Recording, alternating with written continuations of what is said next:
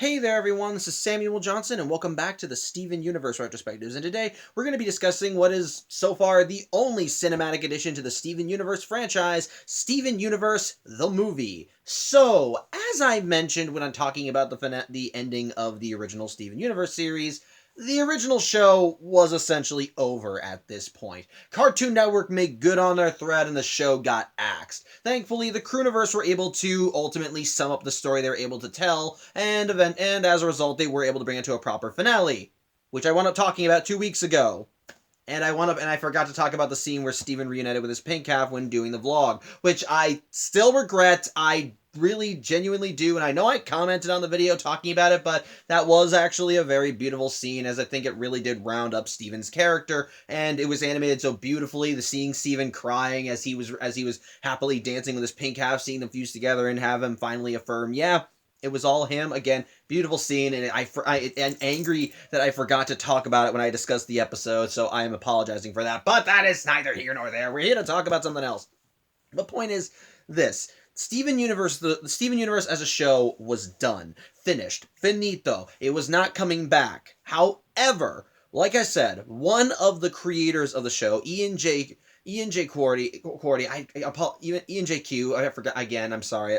Ian JQ, because I don't know how to pronounce his name. I am so sorry. I'm so sorry if he's watching this. Managed to talk down Cartoon Network into at least giving them a stay of execution, so to speak. While the show itself was done, they were able to still pump out new material for it. And one of those bits of new material was this, Steven Universe, the movie, which, yeah, the instant that this movie was advertised, I and several other people were just super excited for it, and the advertising for it definitely made it look like something that we would enjoy, as it showcased Steven a Steven set after the events of the show, trying to get everything together, have a happily ever after, only to have that happily ever after just so rudely disrupted by a new foe who wanted to essentially kill Steven and destroy everything he loved. It looked really captivating, it looked really enticing, and, well, I and many other people wanted to see it. So much so that, and so much so that event when the film was actually broadcast in a theater, a bunch of people went to happily see it, and they wound up, and when it was aired on Cartoon Network, they aired it completely. No commercials. It was a full hour and a half on there, and everybody, and, well, I was one of the people that watched it. I even admit, I actually managed to watch it to the end before I had to be called away to do something else, so that was nice. But either way, the film definitely definitely had to manage to grab the attention of any Steven Universe fans, and quite frankly, it held it firm. Basically, as more things started coming out about the movie, about who the villain potentially is, that it was essentially meant to be a musical, a lot of people were kind of wondering what kind of film this was going to be. Would it be something grand? Would it be something amazing? Would it be something down to earth? Would it be something thought-provoking? Would it be something would it be something emotionally would it be something emotional? We don't know. But either way, people were excited for it, and when it eventually premiered, many people saw it, and, well, many people enjoyed it, myself included. So much so that I wound up pre-ordering the DVD for the movie, which I eventually donated when I got the Steven Universe The Complete Collection. But my point is this, I really loved the movie, and after I had seen it, I wanted to see it again and again. That's how much I loved it. But was all that praise worth it in the end? Is this movie worth all the time and attention that I wanted to give to it? Well, let's take a look at it and find out, as today we're now actually going to be talking about it, and, well, seeing if over the last few years if it's aged well or not. So, with that said, let's get to the long-ass plot summary. After all, this is a movie, so it may take a while. On top of that, because the film is a musical, I will be occasionally stopping and listing whatever song comes up. I may give my thoughts on them when I talk about them, or I may end up just skipping over them and giving a summation of what they are. Again, it's a musical, so I can't really touch on every single song, but I will give my thoughts on them as a whole when I finish talking about the plot. Okay? Okay, anyway, let's get to what we're here for. So, the film actually opens with an opening credit sequence about everyone involved, and the first song sequence is called Story of Steven, which is actually sung by the Diamonds, and it's actually a pretty sweet and nice song that talks about basically, it essentially hypes Steven up, talks about his best qualities, saying, have you heard the tale of Steven, about how he saved the universe, about how he's the half-breed son of a diamond, the half-human son son of a rose, yada yada yada, blah blah blah. Point is, it's basically just hyping up Steven and talking about how much of a kind, sweet, and gentle person he is, how he forgives his enemies, how he forgave the diamonds at their worst, and how he has saved the galaxy and all that crap. And eventually the song comes to an end as we get a storybook, as the movie ends up opening up on a storybook that tells a very abridged version of Pink Diamond's story, cutting out a lot of the abusive parts. It talks about how all the other diamonds had colonies, she wanted Earth, how she fled to Earth, gained and wound up finding a new home, new friends, built new life, and how when Steven learned of his heritage, he reunited with the diamonds, and together they ushered an era of peace and prosperity across the galaxy, which is where the film properly picks up as the film actually opens in the Diamond's throne room, as we see White Diamond finishing up this story. As it turns out, she, Blue, Yellow, and Steven are broadcasting this to the entirety of the galaxy, basically to any outlying gem colonies. And it's here where we finally see Steven, and he's gotten a bit older since we've seen him. Yeah, the thing is, Steven... Sorry, cough. But either way, yeah, this movie actually takes place 2 years after the events of the original series, and pretty much ever since the end of Steven Universe, the show, Steven has been pretty much hard at work with the Diamonds, well, dismantling the Gem Empire, making the galaxy free, liberating all their colonies, and pretty much just, well, pretty much just ending their reign of terror across the galaxy. And the Diamonds are actually more than happy to do this for Steven because, well, they're trying to turn over a new leaf. Yeah, if you remember well, at the end of Change Your Mind, each of the Diamonds kind of had a wake-up call, and they all each pretty much realized one at a time that they were kind of assholes, and it was because they were kind of assholes that Pink left. So now they got a chance to start over with Steven here, and they don't want to fuck it up. So they are trying their damnedest to make Steven like them, and they think that, but since they just spent 2 years with this kid, helping him dismantle all of their evil empireness and all that crap, that he'll want to stay with them and take his rightful place on the Gem homeworld in his seat. Only when Steven takes the broadcast, he talks about how while he thinks it's been a good idea that he's been able to dismantle the Gem Empire, he has his own home on Earth with Garnet, Amethyst, and Pearl, and his own little beach house, and he can't wait to get back there. And the instant the Diamonds hear that, they order the feed to be cut, and we see that the ones in charge of this feed are Blue and Yellow Pearl, which I love. It's nice. It's nice. As since the Gem Empire is now free, they essentially are able to pursue their own. Excuse me, 1 second. Sorry about that, needed a cough drop. But the Pearls now have their own broadcasting system. But either way, once the feed is cut, the Diamonds are like, "What the hell, Steven? Why come on, stay here." But yeah, Steven isn't exactly comfortable being around the Diamonds for obvious reasons, but the Diamonds themselves want Steven to stay with them. Why? Well, as I just mentioned, they want to start over with Steven, and well, starting over kind of means that they want to just dote on him 24/7, which Steven isn't exactly comfortable with, considering how these bitches were essentially his enemies for a good long while, and all 3 of them tried to kill him at one point. So yeah, tell me try and go live through that and think and try and see if you want to have a positive relationship with these people. Just try. I mean, Steven's clearly trying to tolerate them because, hey, they're still family and they're trying to do good. But that don't mean he has to put up with them when he doesn't need to. So basically, Steven's just trying to inch out of there, and this leads to the next song in the movie, Let Us Adore You, as the Diamonds just try serenading to Steven about how they want him to stay, how there's a room waiting for him, and yeah, they know he's not Pink Diamond, but he reminds them so much of her, and he knows what it meant to love her, so come on, just stay and let them adore you, which Steven's still not going for. Which even the Diamonds are like, "Oh, come on, Steven, we did all this stuff for you. We dismantled our armies, we liberated our colonies, we stopped shattering, we haven't made anyone cry, we've been saying please and thank you to lower life forms," and pretty much Steven says, "Yeah, that's great, keep it up, bye," and then just warps away. Yeah. So yeah.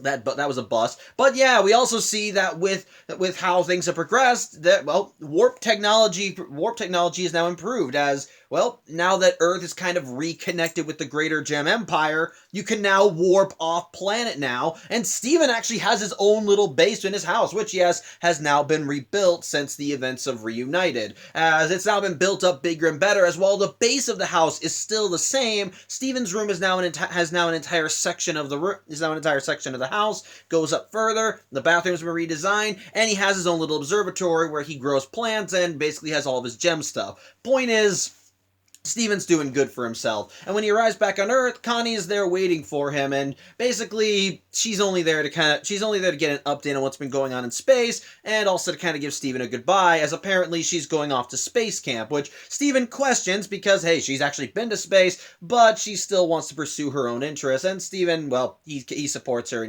he supports her. So I dig that. It's nice. Though before Connie leaves, she does give Steven a quick peck on the cheek before saying goodbye and leaving, which, yeah, that peck on the cheek just brightens up Steven's day as he runs out onto his deck, because he has a deck now. As he runs out onto his deck and pretty much just tells her, tell everyone in space camp that the space used to be super scary, but now it's not.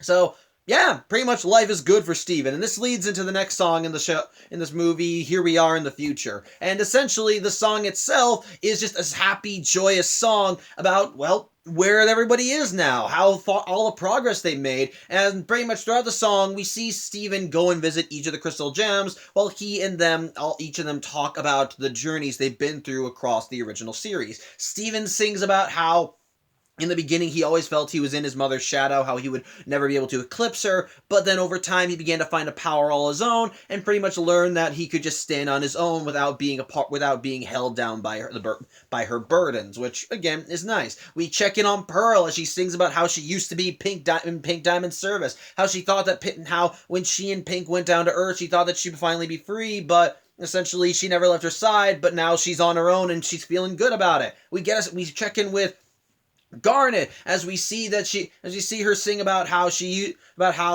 Ruby and Sapphire joined together, how it was confusing, but they found love and trust in one another. We check in with Amethyst, and she sings about how she used to be when she popped out of the Earth, she was afraid and alone, didn't have anything, but now she knows where she wants to be. She's here with her family. It's all sweet and nice, and we're even getting some more updates on other people around Beach City. We see that Pearl is learning to play the bass from Greg. We see Garnet hanging out with Lars and the Off-Colors, which, yeah, the Off-Colors are now living on Earth, and we see where they are exactly living, as it turns out just outside of Beach City, Gems are building their own city that they're calling Little Homeworld, and the ones in charge of Little Homeworld are essentially the B team of the Crystal Gems, Lapis, Peridot, and Bismuth, which, yeah, I should probably bring this up because if I don't, someone else will. Bismuth has a new outfit. She essentially, in the 2-year gap between Steven Universe and this movie, she got poofed. How did she get poofed?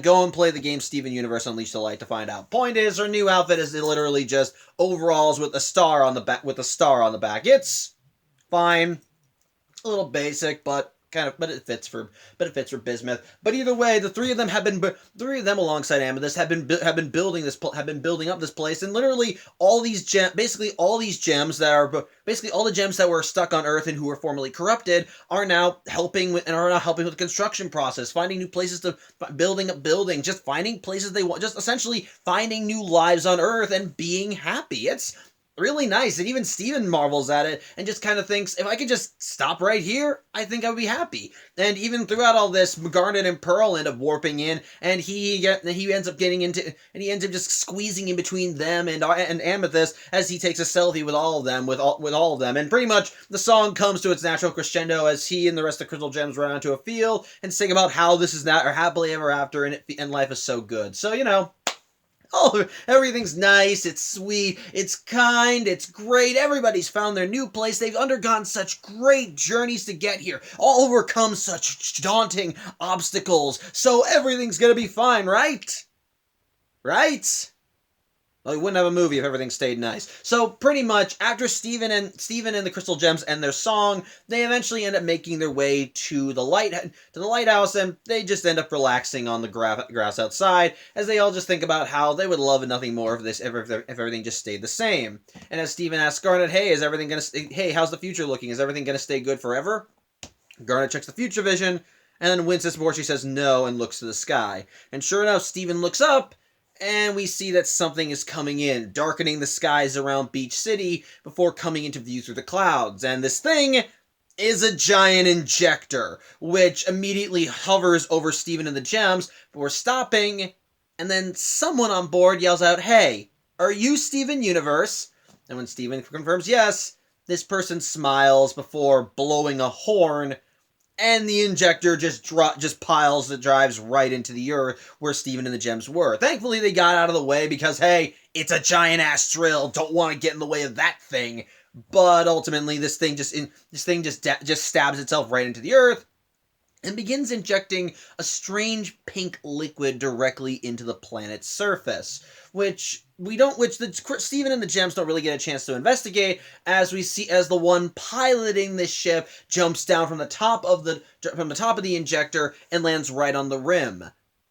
And it's here we meet the villain of this movie, and quite frankly, my friends, this is not only my favorite character in the movie, but probably hands down my favorite Steven Universe villain. Ladies and gentlemen, allow me to introduce you to Spinel. From first impressions, she is essentially what would happen if you took a 1960s rubber hose cartoon and essentially had them go insane.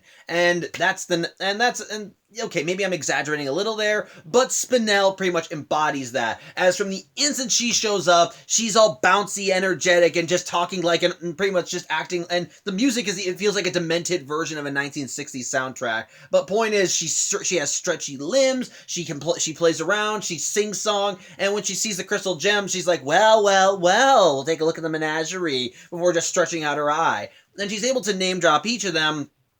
But when she mentions Pearl, she says, "Oh, your pink diamond's Pearl. Well, she took you with her. That's just swell." Which Pearl seems to recognize Spinel. Spinel thinks, "What?" And it's like, it can't be you. But Spinel says that she's got a new look and she's got new toys and she's essentially here to get rid of their happily ever after. Steven tries to play peacemaker and say, "Oh, come on, I don't think you've heard, but I brought peace to the galaxy." Which Spinel gets annoyed by because she says, yes, she does know the story. And essentially, she's pissed at it, which she emphasizes when she stretches out her leg and kicks Steven right in the face. From there, we get to the next song in the movie, Other Friends, and it's great. It's a great song. It's very bouncy, energetic, but also demented and threatening And pretty much throughout the whole song, Spinel is just running circles around the crystal gems. As she just kind of stretches out all over the arena and keeps messing with them, just bouncing them around, flaying them about, just throwing them every which way. Pretty much, she's just outclassing them in every regard. And the crystal gems can't really do anything to stop her. As one, her chaotic energy is something they can't predict, and two, it's been a while since they've had to do this, so they're a little sloppy. So yeah, they're not exactly winning the fight. However, in the midst of all this chaos, Pearl does affirm, yeah, she does know Spinel, but she wouldn't believe that she's actually doing this. And when Steven hears that, it's like, wait, so you know her? Who is she? And the instant Spinel hears that Steven doesn't know who she is, she gets even more pissed. And when she gets into the next lyric of the song, when she gets into the next lyric of her song, she pretty much just says, "I'm the loser of the game that you didn't know you're playing, and I want to play another game that I intend to win." And as she says that, she reaches into her gem and pulls out a new weapon. And if I didn't love her before, I loved her now. Because you want to know what her weapon is? It's a fucking scythe. And scythes are fucking awesome, okay? I mean, it's an energy scythe as it extends from a little handle, and the scythe itself is made of pink energy. But you know what? Fuck it. That's awesome. I'll take that. I love that. As such, with the scythe, she then launches an attack at the gems, and while the gems are able to avoid it for the most part, in the midst of the chaos, Steven gets kicked away from them as Spinel continues stretching around and ultimately brings her song to an end as she manages to launch herself at the gems, who are running at her, ready to attack, before she literally just cuts them all down with the scythe, causing each of them to poop in place. As such, Steven, finally having enough of Spinel's shit, finally decides to go on the offensive as he summons his shield. However, Spinel continues taunting him. She says, "Oh, what's wrong, Steven? You miss your friends? Well, don't worry, you're right behind him." Before she strikes him with the scythe. Of course, since Steven is half human, The sight does nothing. At best, it seems to just make his skin tingle, but Spinel just keeps slicing him with it for good measure until he eventually grabs it. However, Spinel does not seem worried about this, as yes, while he won't poo, she does say that his human half will not survive her injector, especially considering what she just did to his gem. And as such, as she begins laughing evilly, Steven in his anger manages to rip the sight out of her hands before he turns it on her and poofs her as well. So, yeah, the fight ends, but it's a hollow victory, as the gems are still poofed and the giant ass injector is still there. However, Steven is at least smart enough to realize that whoever Spinel was, she's probably needs to be bubbled just in case. And as such, he takes her gem and attempts to bubble it up before his bubble pops. And when Steven tries reforming the bubble, it doesn't come back. Something is a little... And what makes it weirder is that when Steven tries summoning his shield, it comes in glitchy before just disappearing altogether. And which confuses Steven when he checks his gem. He sees that it's not glowing properly. So, something is amiss. As such, to try and collect his thoughts, Steven pretty much gathers the collective gems of the crystal gems, plus Spinel, and brings them back to his home before calling his dad, who comes in and being aware of the whole situation. As such, Steven is clearly still worried as his powers are still on the fritz and he has no idea what's going on. But Steven's dad, Greg, just tries assuring him that it's fine, it's all fine. This is the crystal gems they're talking about. They'll probably pop up. They'll probably reform sooner or later. And emphasizes he picks up Pearl's gem and it starts glowing, seeming to affirm what he said. Sorry, you have to remember I have a cough drop in my mouth. When the gem lights up, rather than reforming back into Pearl, it forms what looks like a holographic shell over her gem.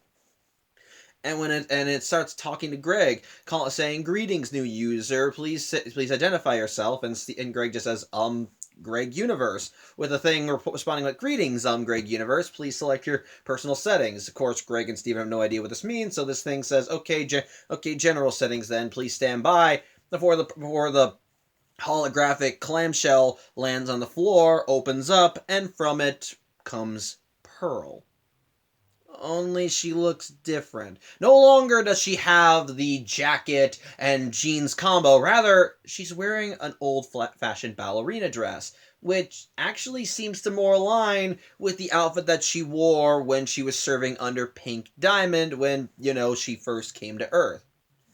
At first, but Steven doesn't really seem to care about this, as at first he's just happy that Pearl's back and tries talking to her about what happened, until she just blows Steven off and goes right up to Greg with the goofiest smile on her face. Which leads to the next song, which I think is called System-Boot Pearl 1 Final. I don't know. You have to actually look up the title. I know I did not get that right. But the point is, this next song is Pearl introducing herself to Greg and thanking him for bringing her into the world, that she's now in his eternal service and she's his new Pearl, which Steven and Greg are like, what the fuck is going on here, and wonder maybe something's wrong with their gem. But things get even more confounding as one by one the other crystal gems begin reforming as well. Only all of them are off as well. For starters, Ruby and Sapphire end up reforming separately, but neither seem to recognize one another, and the only reason that they stay together is because Ruby says that she's looking for her assignment, and when Pearl continues her song and talks about how Ruby's our general guards, and that Sapphire is probably who Ruby's for, Ruby does that. Although Sapphire says that Ruby won't last the day. And then when Amethyst reforms, well, she's a blank slate. She's small and shrimpy, and basically, to kind of describe her in one word, and just basically describe her as simply as possible, she looks like a purple doll. She still has her regular hair, but her limbs all have lines where the joints are. Her feet don't even look like feet, they just look like stubs or shoes. And her outfit is the most basic ass outfit you could have, as she just has as her torso is black. She just seems to have a pair of tights on, and her gem is right on the front. And basically, anytime anyone tries communicating with her, all she does is just repeat what they say or repeat their actions.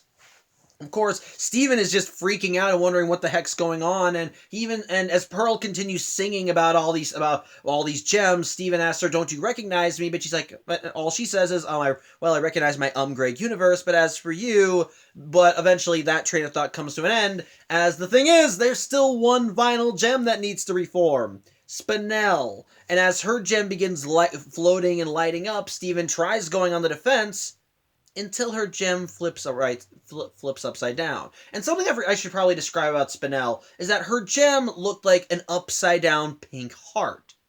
Only when she reforms, the heart now looks right side up, and when she reforms, she's a very different individual. Essentially, she goes from psychotic, manic, and just all around crazy to hyperactive, bouncy, and friendly, and her entire appearance completely changes. Whereas before, she looked like this depressing, manic clown. She's now more lighter and bouncy and fun. Whereas like before, the thing is, she had two pigtails that looked frayed and were just kind of stretched out. Now the pigtails are two large heart buns. Before she had a black outfit, now it's a white one. Before she seemed to have running mascara, now she's just got these big wide eyes. And the instant she reforms, she just tackles Steven in a hug and says that she's happy to meet her new best friend, which. This is also the part where we get a name drop, because she never introduced herself as Spinel. I just introduced her name because that was simpler. But point is, once Steven sees Spinel, he's angry and begins just shaking her violently, asking what the hell she did. But Spinel doesn't seem to have any idea. In fact, she interprets Steven shaking her as just a new game they're playing. And when she sees the crystal gem, she's like, "Oh look, more gems, let's ask them to play." So, something is clearly wrong, not just with the crystal gems, but Spinel as well. And as such, when Steven and Greg bring all the gems outside and show them the injector, none of them know what it is, especially Spinel. She is basically clueless, and even when even Steven tells her about what's all that talk about how my human head won't survive, she's like, "I said, what now?" Basically, Steven realizes something is up with her memory. And not just her memory, all of the crystal gems. It's like all of them have been reset, so to speak. And, hold on one sec. Sorry, again, it was the cough drop. But yeah, it's like the crystal gems have all been reset, and Steven is just clueless. He has no idea what to do. Made even worse by the fact that since his powers are still in the fritz, he can't do a lot of the things he could do before. Which include when Lion comes up and Steven decides to try and put Spinel's scythe in Lion's mane. All he does is just touch fur and it falls to the ground. So, he ends up keeping the thing in his pocket. As such, at first, Steven's clueless and wondering what he can do, until he realizes there is still a team of crystal gems he can turn to as he looks to Little Homeworld. In this case, it's the B team. However, as he tries to rally the remaining crystal gems to go there, none of them are really going for it. Pearl is more concerned with staying with Greg since she sees him as her master. Amethyst is literally just copying everything she sees, and ultimately the only gems that Steven manages to convince to go with him are Ruby and Sapphire. And the only reason they go is because Sapphire says that she foresees them going with Steven anyway. As such, Steven's kind of stuck between a rock and a hard place, but he makes do with what he has as Ruby, and Sapphire make their way to a little homeschool, with Spinel tagging along because she refuses to leave Steven's side. As such, Steven does manage to reach with the trio of B-Team gems, and they do get an update on what's going on, with Steven introducing them to Spinel, which, at first they're confused why, wait, she was trying to kill you, now she's your friend? That's a quick turnaround. But Steven starts going on to explain exactly what she did, about how she attacked them and pulled out the scythe, which when Steven hands it to the B team, Peridot's like, "I don't know what the hell this is," and tries messing with it, until Bismuth freaks the heck out and pulls it out of Peridot's grasp before she can turn it on. At which point, Bismuth reveals exactly what this scythe is. This is actually a rejuvenator. So, remember the gem destabilizers we saw in Steven Universe? The weapons that, if turned on a gem, could destabilize their physical forms and poof them? The thing that Jasper used on Garnet when they first confronted each other? Think of the Rejuvenator as that, but one step up. Whereas the destabilizers simply just destroyed a gem's physical form, the Rejuvenator essentially restores a gem to factory settings. One hit with the Rejuvenator will not only destroy a gem's physical form, but when they reform, they'll be rewound right back to square one. Essentially, it'll be like when they first reformed. So, and basically the whole point of a rejuvenator in Gem Society was that it was used for any gems that spoke out or stepped out of line. And yeah, that's the that's the main reason why why Spinel and the crystal gems have all been altered the way they are. All of them have been reset to who they were in the beginning, like the very beginning. And of course, while Peridot is actually disgusted that she even touched that thing, she begins wondering, wait, Steven, didn't you say you got hit with that thing? How did you survive it? To which Steven realizes he didn't survive it. While his human halved stopped him from being poofed, his gem side still took the hit. And the reason why his powers have been so wonky and funky, it's because they've been reset as well. Put simply, Steven's right back to square one. All those episodes of learning and refining his powers, improving them, getting stronger, all of that has essentially been undone. Steven now can no longer use his powers adeptly, and essentially he's essentially how he was in episode 1 of Steven Universe, barely able to control his powers, and lucky if they even work at all. So Steven is now even more distraught, and as he's wondering what the hell to do, he even begins contemplating, hey, should he ask the diamonds? But that's immediately dispelled, as Steven's the one with healing power, so he's the one that can fix all this, which translates to, if we call those bitches, this film will be over in 5 minutes, and we don't want that. So essentially, Steven's got to figure this out on his own, which does lead to another song called "Who We Are," which is kind of a sad reprise of Here We Are in the Future, or Who We Are. Yeah. Either way, it's kind of like a dark reprise of Here We Are in the Future, as Steven begins lamenting that essentially everything's going to hell, and how everything seems to be lost, and how he wished that everything had stayed the way it was. But ultimately, what picks it up is Bismuth joining in the song and essentially telling Steven that, the job's never been easy, but has that ever stopped them before?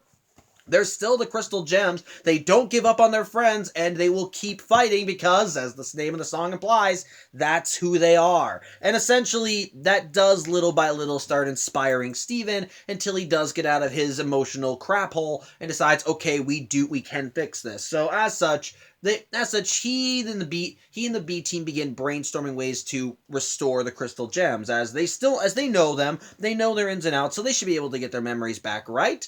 Well, ultimately, it's Spinel who offers the solution that could help, as she asks, what if this is like a puzzle? Essentially she just says, if they give the crystal gems all the pieces, eventually they'll get the picture, which Steven realizes, yeah, that might be a good idea. Essentially, if they can little by little feed the gems all of the experiences they went through that turned them into the people they are, then eventually it might jog their memories enough that they'll be able to revert back to who they were before. And yes, it may take a while to do, but the crystal gems are their friend.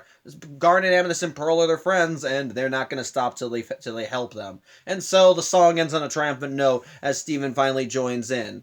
Before Spinel tries to give one more set of lyrics, before Steven says, Spinel, it's okay, we're done now. As such, it becomes a matter of trying to figure out who to bring back first, and since Ruby and Sapphire are the only ones there, Steven says that maybe they need to bring Garnet back, as she's still the leader of the Crystal Gems, and would probably be the most knowledgeable on how to fix everything. Unfortunately, though, things don't exactly go easy. Basically, their first attempt to try and bring Garnet back is to replicate the events that led to Ruby and Sapphire first fusing. Sapphire in danger and Ruby pretty much saying fuck that to letting her get hurt. So at first, Steven tries fabricating an attack by getting what I'm just going to call a giant pizza cutter, even Steven calls it that, which if you hit a button, immediately kind of starts spinning and buzzing and causes a saw. But when Steven approaches Sapphire, well, he can't do it. He can't attack her, even if it is just pretend. So he just turns the thing off and throws it aside. But it's here where Ruby and Sapphire start, clicking. As Sapphire was able to predict that Steven wouldn't do that, as he wouldn't have the guts, and Ruby is just so impressed that she wants Sapphire to keep predicting stuff, and Sapphire kind of starts showing off a little as she begins doing a play-by-play of the things that occur, about how Spinel grabs the saw, turns it on, and hijinks ensue, how the saw keeps cutting, knocks down scaffolding, how in the midst of all the carnage, pretty much the remaining crystal gems end up saving everybody, and how eventually, as everything seems to fall apart, everything seems to calm down, and throughout it all, Ruby is just praising Sapphire to hell and back, which Sapphire is clearly loving, to the point where she's even blushing.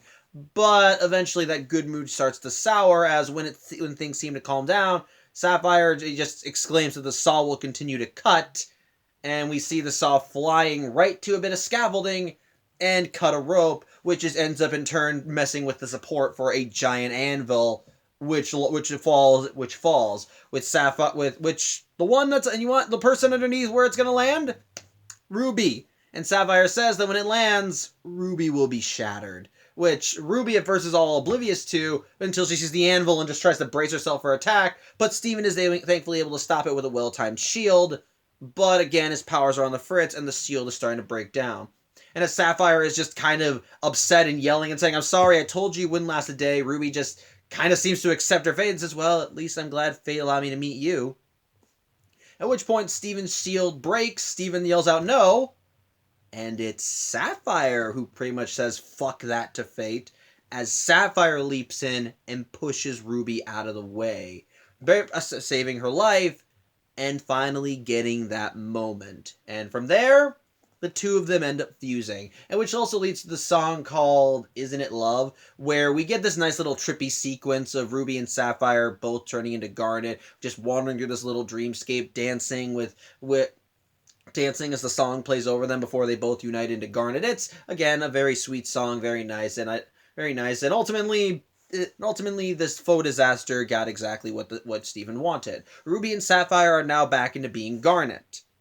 Unfortunately, though, this wasn't enough to bring her memory back, as the Garnet that we get is essentially Garnet from when she first formed, so she's just as clueless and shocked about her existence as she was then, with the main difference between then and now being that she's in an environment where people aren't going to shame her for existing. So basically, Garnet's just taking this hot time to examine herself and be excited about who she is, while also questioning what the hell is going on. So, essentially, this is 2 steps forward, 1 step back. Yeah, they got Garnet back, but they still need to get the rest of her remaining pieces back.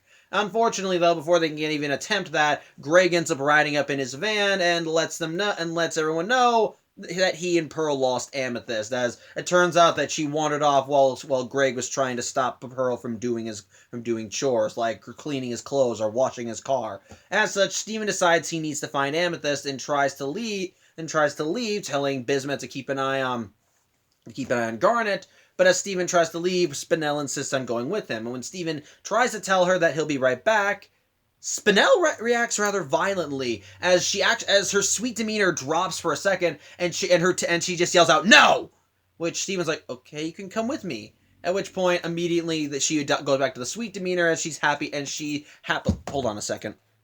Sorry about that. Shindy kind of knocked the light off when she moved around the bed. But anyway, yeah, Steven and Spinel begin going throughout Beach City, which also leads to a kind of amusing montage as everywhere that they go, they are calling out for Amethyst, and funny little thing, everywhere they go is Onion is. I'm not even kidding. Every shot Onion is there. They go to the dock, he's on the dock. They go to Funland, he's right there at the entrance. They're riding on a roller coaster, he's in the back cart. They go to the Big Donut, he's just sitting there rusting against the counter. This kid gets around, and it's kind of funny. It's been 2 years and Onion is still the same little shrimp that we know him as.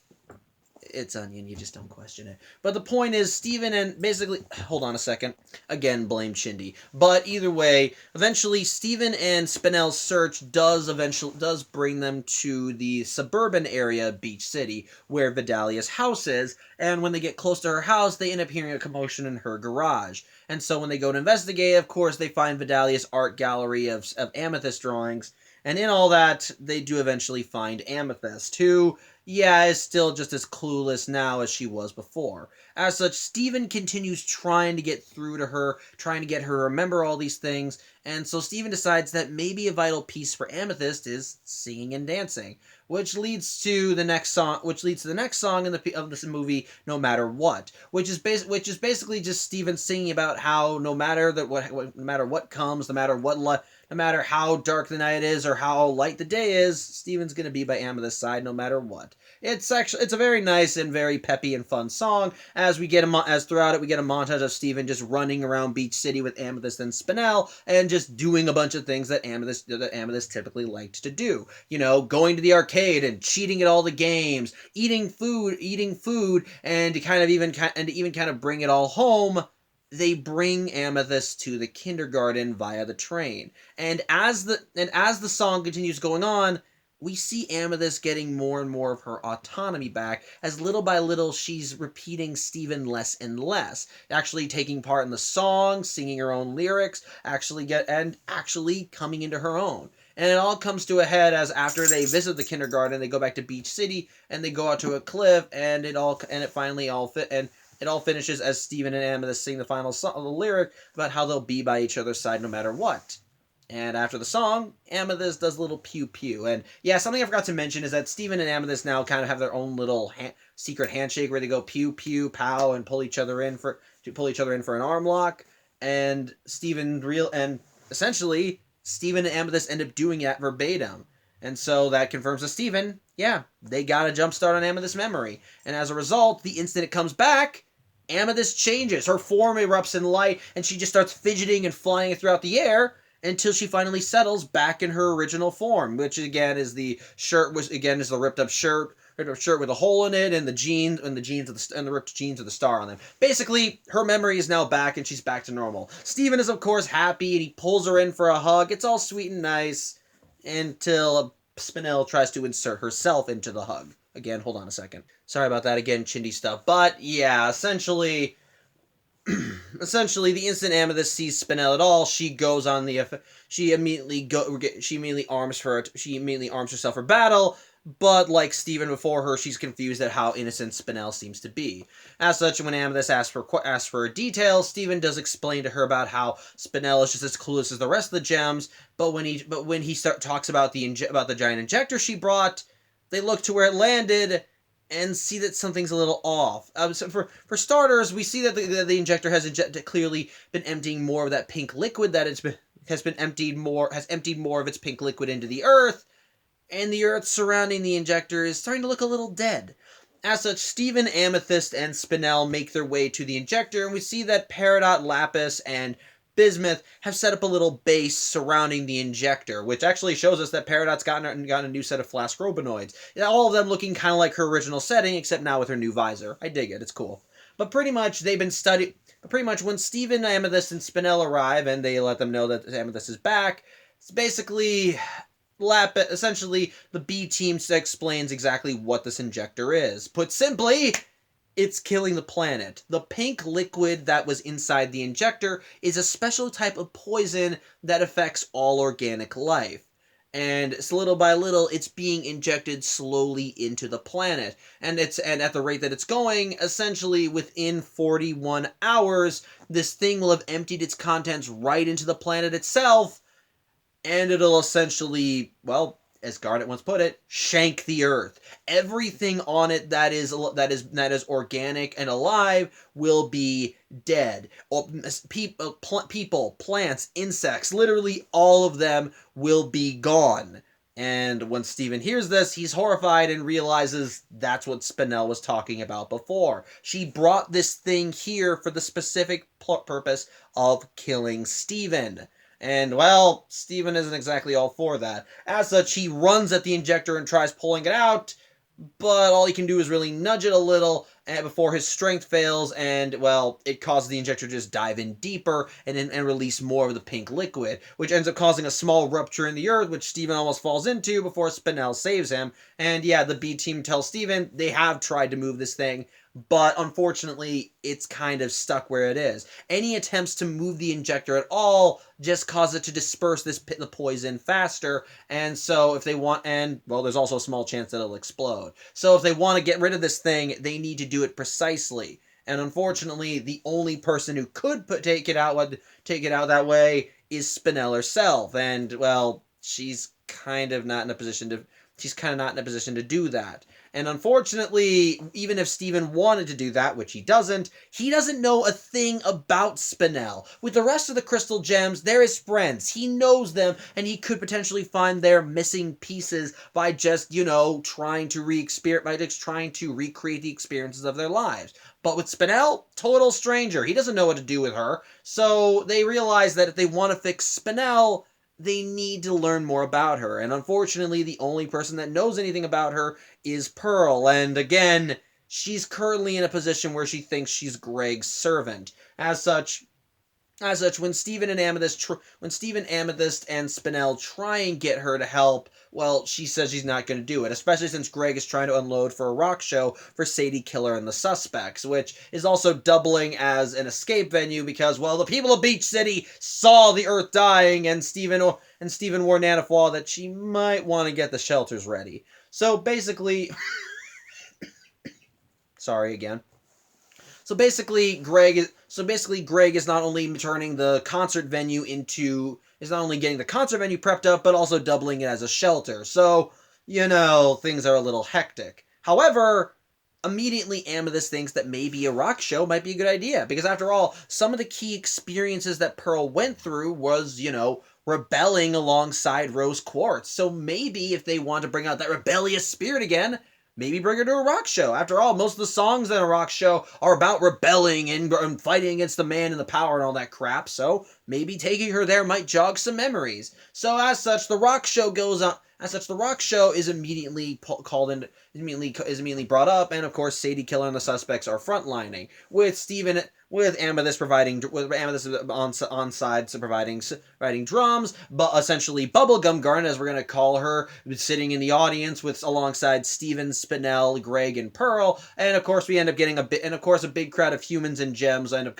coming to the show and are happy to well, just enjoy the music, which also leads to the next song in the movie called Disobedient, which is supposed to be a song about quitting a crappy job and saying up yours to a crappy boss, which the whole reason this song is picked at all is because they're trying to reignite Pearl's rebellious spirit, but throughout the whole performance, she's more concerned with how Greg is enjoying it. And as they continue trying to get Pearl into it, again, she's not concerned about that. And even at one point when Greg tries dancing and getting her to rebel, Pearl interprets that as, oh, you just want to dance with me? And so she starts doing a ballerina twirl instead, which I'd be lying if I said I didn't kind of want to see Pearl and Greg dancing like that.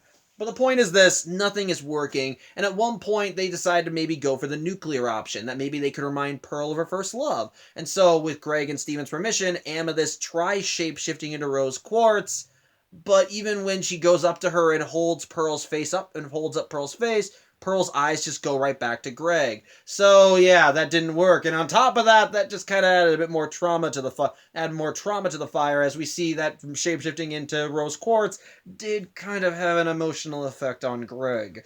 As such, Greg finally just gets fed up and asks Pearl, what will it take for you to stop serving me? And Pearl just says, as long as Greg exists, she will never stop serving him. At which point, Steven and Amethyst realize that that's the missing piece. Rose disappeared. She gave up her existence to turn to Steven, and that was what ultimately allowed Pearl to, finally come into her own and have to learn to exist on her own without a master. As such, Steven decides maybe they just need to make Greg disappear. Now they don't go for like the nuclear option or anything, but Steven does find a way to get Greg out of the picture without, getting him out of the picture. And while Greg is a little hesitant to do it, as it does require Steven to use his powers, Steven still wants to do it. As such, he and Greg end up going onto the stage, and they perform a duet together.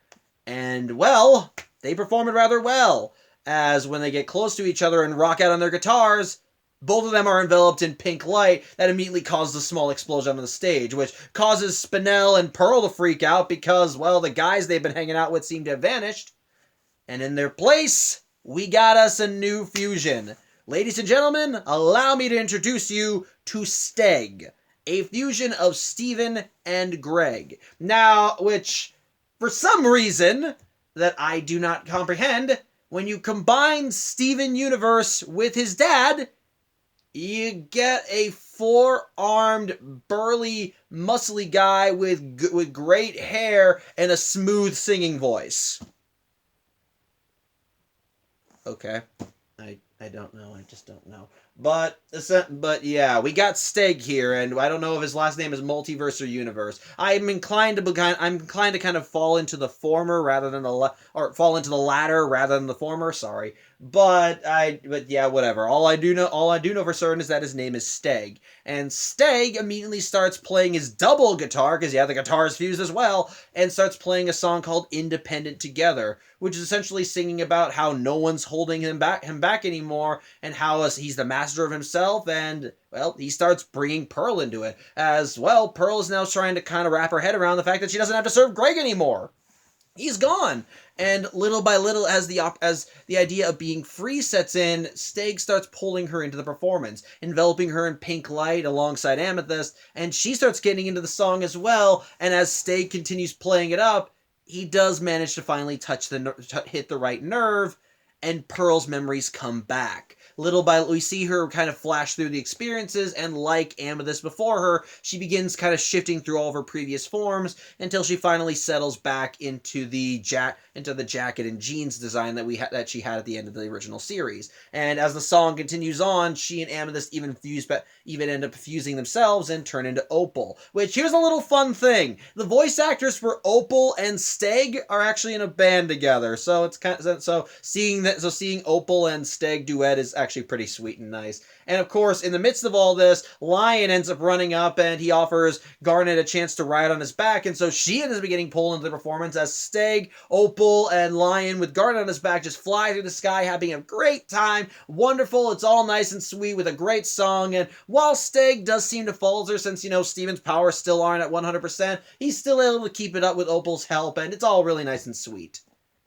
Only problem is, there's one person in the crowd who's not enjoying this performance anymore. Spinel, who upon realizing that Steven has essentially abandoned her in favor of his other friends, she seems to falter. And when Steg finally does land and unfuses back into Steven and Greg, and with Steven kind of being very worse for wear, as fusing took a lot out of him, Spinel seems so shaken and horrified that she just runs off. As such, once Opal comes back and unfuses back into Amethyst and Pearl, Steven immediately just asks Pearl who the hell Spinel is, and Pearl reveals that apparently Spinel was just Pink Diamond's playmate, and ultimately Pearl has no idea why Spinel would come to Earth to kill them. All she would really do is play games with Pink Diamond in a place called the Garden. As such, Steven realizes that he needs to find Spinel, and he needs to get more out of her, as something clearly happened. So they clearly got an emotional reaction out of her, and it wasn't a pretty one.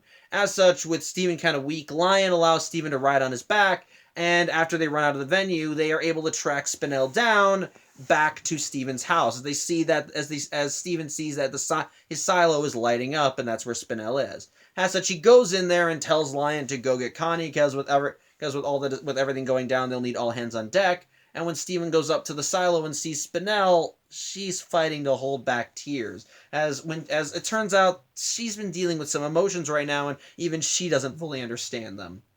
As such, Steven asks Spinel if she's okay, if maybe she wants to go back to the garden, and when Spinel hears that, she does briefly seem to light up a little as she smiles, before the smile falters completely and she just yells no, just smacking her hands on the warp pad before she and Steven warp away. And when Steven asks where they're going, she's saying they're going back to where she never left. And sure enough, they arrive in the garden, which is essentially this little pocket of space on a random bit of debris in the middle of nowhere space that's only really being sustained by a biosphere around it. And yeah, the garden has seen better days. And Spinel at first seems happy about it as, yeah, her memories do start coming back, but we soon start learning exactly what happened to her. Because the thing is, the Spinel we met is not this Spinel. This Spinel is happy, sweet, loving, and wants nothing more than to please. whereas the Spinel we saw was psychotic, manic, and wanted to kill Steven. So something had to happen to push her over the edge. And we start to learn what that was. It turns out that, like Pearl said, Spinel used to come to the garden with Pink Diamond all the time. And basically what they do in the garden is just, well, goof off, play around, play games and all that stuff. And for Spinel, this was the time of her life. All she wanted to do was spend all of her days playing here with Pink Diamond, happy as a clam, just thinking that as long as Pink Diamond was smiling, she was doing her job right. The only problem is Pink Diamond was getting bored. Little by little, Spinel's antics stopped amusing her, and, well, as we've established, Pink Diamond wanted more responsibilities. She wanted her own colony. And as we already know, eventually Blue and Yellow did give in and gave Pink her first colony, which we know is Earth.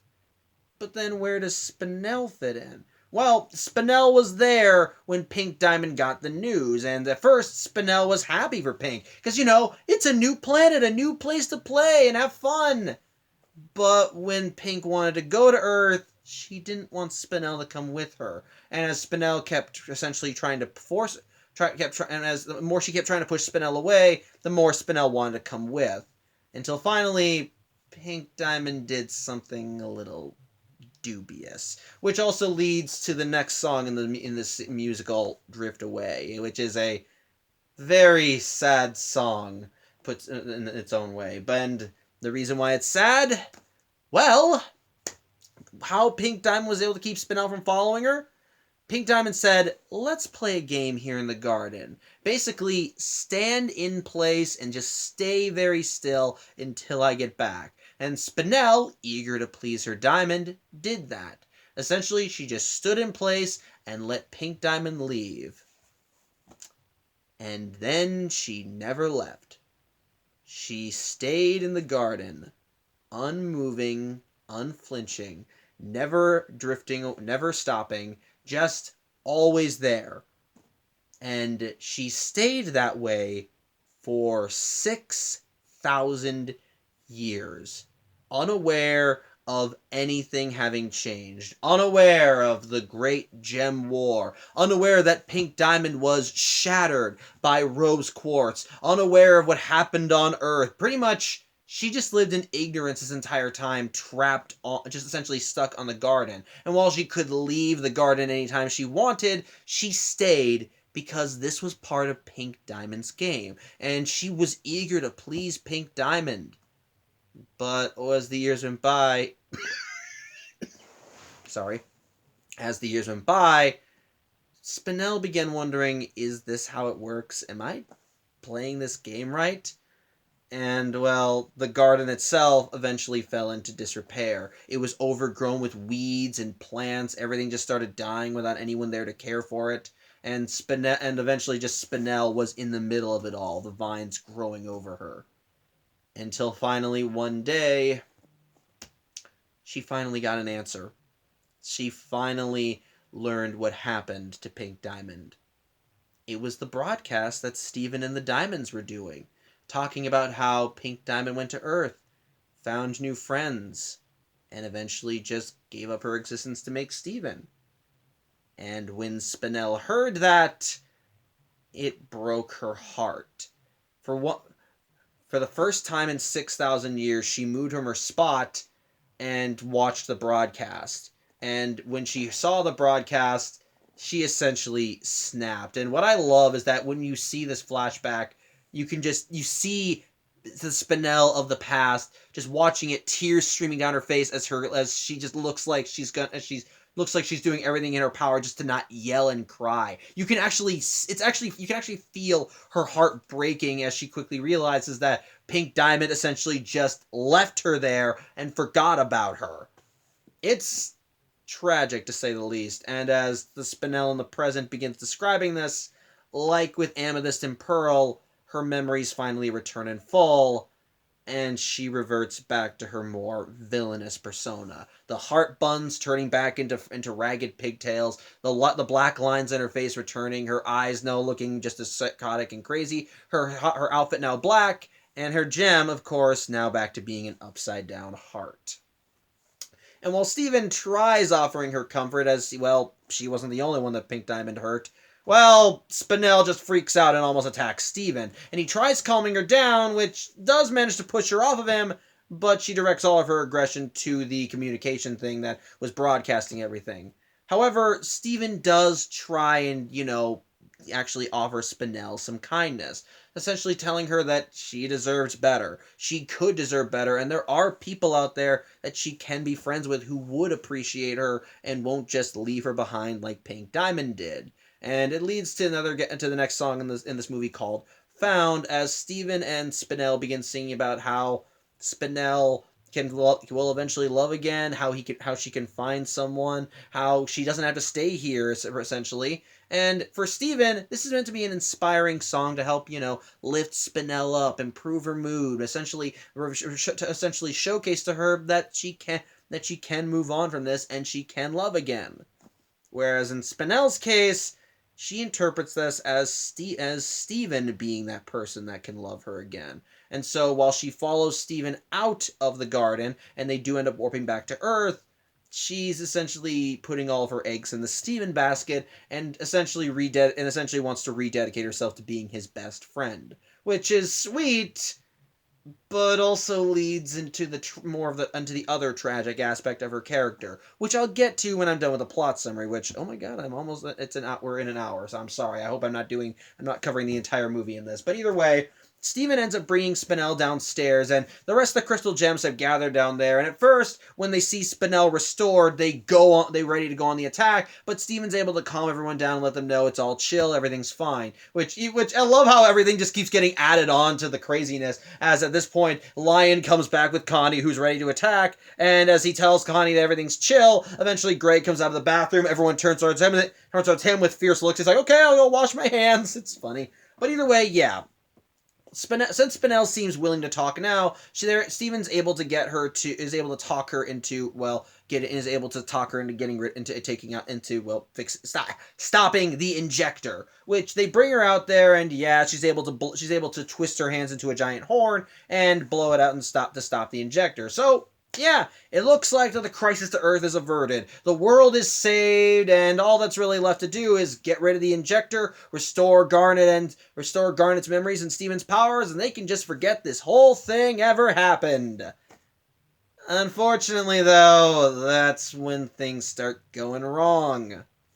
Because, you see, the instant that Steven stops directing his attention entirely to Spinel, she starts backpedaling a little, as she starts freaking out a little and wondering, what is Steven going to do with her? After all, is he going to want her the way she is right now? This manic, crazy person? Is he really going to want to be friends with someone like her?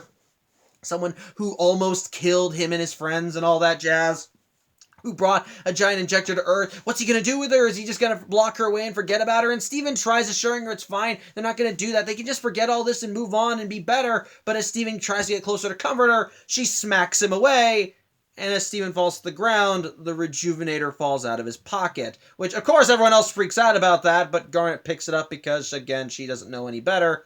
And when Spinel sees that, yeah, essentially, she lets the intrusive thoughts win out as she begins convincing herself that Steven was planning to use the Rejuvenator on her, which doesn't exactly help Steven's case as he pulls it out of Garnet's hand and accidentally turns it on. So, yeah. Spinel immediately thinks that Steven was just pulling the wool over her eyes, and so she decides, okay, you know what? You were gonna betray me anyway, so fuck you guys, and she immediately blows her horn again, and directs her injector right at Steven again, which Steven and the rest of the gems are able to get out of the way, but it does end up causing another rupture that very much just shatters the ground. At which point, Spinel gets ready to once again throw hands with Steven, and even tries saying, "You can't pull the wool over my eyes anymore," but Steven keeps trying to tell her, "No, I wasn't going to do that, you don't understand." But in the midst of the chaos, Garnet sees all this and wonders what the hell's going on. Aren't Steven and Spinel friends? Why are they fighting? And so Spinel tries using Garnet as a, human shield, as she holds her up and begins essentially starts trying to goad Steven into attacking her with the Rejuvenator, talking about how talking about how she knows Steven wants to hit her with the thing, how he can just try it, just go on, do it right now, how he clearly cares, how she knows he wants the old her back, how how in a sick, twisted way she's flattered by that, and she keeps saying, come on, just do it, kid, it's clear, and eventually Steven just yells, no, I'm not gonna do it, she yells, why not, and Steven says, because that's not the truth, as he holds up the Rejuvenator and breaks it right on his knee. And, well, the instant he says that's the truth, it causes Garnet to suddenly have a bit of realization. And the instant she does, she just immediately in one swift motion breaks out of Spinel's grip before she talks about how she's been through thick and thin, but ultimately it's love that's helped her triumph, and the truth has helped her kind of live through that. And sure enough, yeah, that was Garnet's final piece, as she again, sorry about that.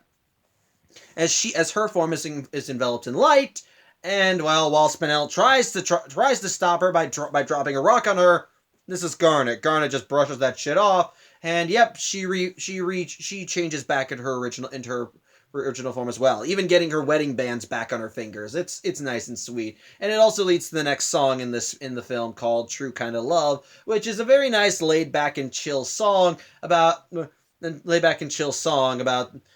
which is a nice little offset to all the carnage going on. Though it does have one nice little sweet moment as Steven, Garnet, Amethyst, and Pearl all are just happy that she's back and all get into a group hug. Which, yeah, the group hug does not make Spinel any happier as she immediately launches into an attack on them, but at this point, the crystal gems are more than ready for her, as immediately they start returning fire and actually are able to match her blow for blow this time, and but simply they just kind of whoop her ass, essentially just stretching her so far that they throw her right into her injector. At which point, Spinel, realizing that she's not going to win in a fair fight, and she can't undo any of them anymore since the Rejuvenator's gone, she just decides, you know what, let's just go scorched earth, as she immediately blows a bigger horn, which causes the Rejuvenator to just pump out all of the poison directly into the earth, which actually just causes it to spread all over Beach City and even a bit into the surrounding ocean. As such, immediately Steven asks the crystal gems to just essentially be on crowd control. Save as many people as they can and bring them to Little Homeworld since, that place has been unaffected. And so from there, the crystal gems plus Greg end up just gathering as many people as they can. And yes, I'm counting Connie as a member of the crystal gems. And while at one point Greg does sustain an injury as some of the poison hits his arm and essentially leaves it dead and crippled, they are able to get all the people away out of Beach City and bring them to Little Homeworld, where I was actually managing to see a new form of Alexandrite. It's cool, I dig it. But in the middle of all this, Steven sees Spinel on top of her injector, and so he tries jumping up there, and while his powers do end up failing briefly, he is able to at least hold on to the side, and somehow channeling his inner Spider-Man, he's able to start climbing up until he eventually reaches the top of the injector, where Spinel is waiting for him, and where the song ends. As such, Steven tries to talk with Spinel and try and get through to her, but all he can really get out of her is a low whisper saying she doesn't want to play anymore. And when Steven responds by yelling, "This isn't a game," Spinel just punches him right in the face, and it's a hard punch. I mean it. The instant her fist comes in contact with his face, you could hear a loud crack. If it wasn't for Steven's own natural durability and natural gem of powers, I think she would have cracked his skull. And she immediately hold on, again, I gotta get a cough drop. Sorry about that, but yeah, Spinel follows up with another punch which not only gives Steven a bloody nose, but also ends up pushing him to the edge of the injector. And while he stops himself from falling off, Spinel starts adding insult to injury as she manages to grab the sleeve of his jacket and dangle him over the edge. Before just talking about how when she came here, she just came here to take her anger out on a bunch of strangers, but now that she's gotten to know Steven more, she wants to kill him even more. So as she starts trying to add salt to the wound by little, removing each of her fingers from Steven's jacket, eventually Steven just yells out, "I don't get it," which confuses Spinel. But yeah, the reason why Steven doesn't get it is because, well, He's wondering why his powers aren't back yet. He's essentially reliving through all the terrible shit in his life. A gem he has no idea, a gem he's never met wants to kill him. He's paying for shit that his mom did that has nothing to do with him. And essentially, his powers are failing when he needs them the most. This is the story of his life and he doesn't know what to do, which... When Spinell sees this, she begins laughing and wondering how the hell someone like Steven, as he is now, could eventually go on to be the savior of the galaxy. To which Steven realizes he changed. That was his power. That's what allowed him to go from what he was in the beginning to who he is now. He learned to change. And as Steven realizes, all this happily ever after stuff made him forget about that. His gem begins lighting up. And Spinell sees this and attempts to drop Steven, but the instant she lets go, Steven's gem lights up so well that he actually just floats in the air. And yep, Steven's powers are now back in full force, which he immediately starts demonstrating as he just summons shields and his bubble, which he reshapes in different forms, and it's kick-ass. And so it leads to the next song called Change, as Steven settles right there on top of the injector and sings about how he can make a change, and eventually how Spinell can make a change as well. Which, yeah, once Spinell realizes he's back at full strength, she just immediately starts attacking him, and we get a very fun kick-ass fight scene. Now, ultimately, it's a one-sided fight scene, as Spinell is the one on the attack while Steven's just trying to be defensive, but it's still pretty fun, as Steven's able to match her blow for blow, and even counter each of her attacks with one of his own. So, again, I love it. It's awesome. It kicks ass, and I'm fun. But throughout the battle, Steven is trying to, again, talk Spinell down, telling her that he understands her pain, that she has every reason to be as hurt as she is. And while Spinell keeps trying to say, you can't help, it's like, you can't change how I feel and all that, Steven's like, you're right. Only you can do that. And in the midst of the battle, Spinell eventually manages to throw Steven into the air, but Steven throughout this whole thing is still saying, we don't have to fight. You can make an effort to change. Starting with tonight, you can be better. And Spinell, the more she hears this, the more frustrated she's getting, the more angry she's getting, and it's clear that it's not Steven that she's getting angry with, as once the song comes to a head and Spinell and Steven are in the air, she essentially does a gum pistol, and she tells Steven to shut up before she just punches him right into the injector. Steven, thankfully, was able to take that as he put his shield up, but Spinell just starts unloading on him as she says, change seems easy for you. When you change for the better. When I change for the worse. And so she just starts pounding on his shield over and over, pushing him further and further into the top of the injector. And she says, I used to be not good enough for Pink Diamond, and I used to not be good enough for anyone, and now I'm not good at all. And yeah, with that final statement, she slams so hard that essentially she cracks the injector. And at that point, she just starts crying as, Spinell finally kind of realizes the truth about herself. She's not a good person. And the thing is, a lot of what she's been going through has been a bit of projection. And as Spinell starts realizing that she's not the victim anymore, she's the asshole hurting people, she begins asking herself, why do I want to kill you? I just want to be your friend. At which point, Steven drops his shield and tries to reach out for Spinell, but true to Peridot's word, the injector blows up. Thankfully, Steven and Spinell manage to survive the explosion as Steven was able to throw up his bubble, but upon landing back on Earth, Spinell starts freaking out as she realizes, oh shit, I fucked up bad, didn't I? Now, Steven tries to tell her it's fine, but she says, well, what about your happily ever after? And Steven says, there's no such thing. There's always more work to be done, which... yeah, that's some depressing character stuff, which we'll get into when we finish Future. But the point is this, in the midst of all this, Steven's family ends up coming up, and Steven goes to see them, telling Spinell he'll be right back, which he means. At which point, they're all happy that he's okay. Steven showcases that his powers are back by healing his dad's wounded arm, and to try and Steven decides, and ultimately it's decided they need to fix all the damage that's been done with the injector, with Steven deciding to heal the Earth by just smooching the planet's surface everywhere he can.